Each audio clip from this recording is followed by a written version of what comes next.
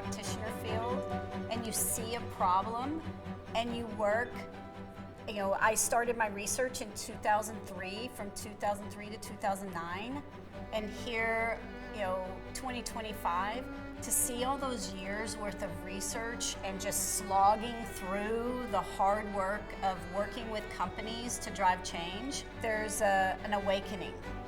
And all of a sudden, your idea is validated, that this work you've done for years isn't just some fluffy research, but is practical, it's applied, and it really matters to real companies. And that's beyond words what it means. I feel very privileged being at the University of Tennessee because we value practical applied research. And that's not something that a lot of universities do. It's a lot about the academic, looking at the past and the data and the statistics. And we really value field-based research. And so having a practical applied problem that you're trying to solve. And so for me, winning the Thinkers50 Award, Breakthrough Idea Award, is a validation that these ideas that we're teaching every day to companies that come to our programs and are learning about the work that we're doing is having an impact. We've had over 12,000 people come to take our programs and be inspired to do different. And I teach, at the biggest picture, I teach value creation and value sharing between organizations. And so if more companies are exposed to that, think about the multiplying factor that has, because now they're aware of something that they didn't know existed before. And that is crazy exciting. You read about it and it's talked about as the Oscars of management thinking.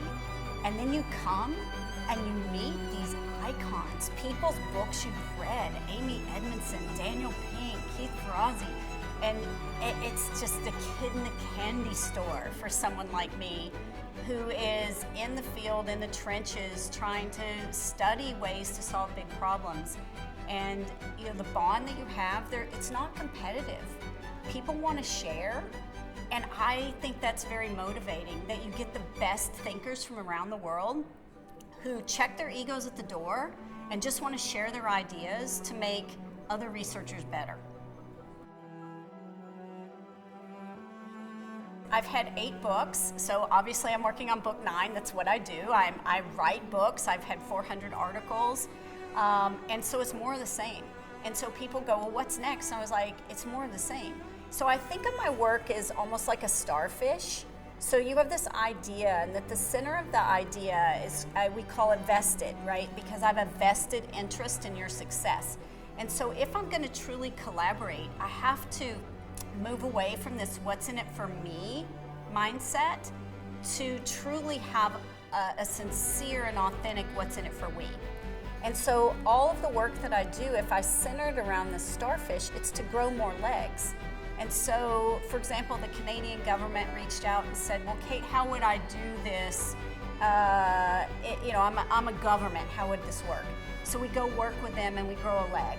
And then somebody else says, well, how would this work here? And we grow another leg. So to me, it's about doubling down to have even more impact and show how the concept of vested and the vested way of working can be applied in more industries and more companies.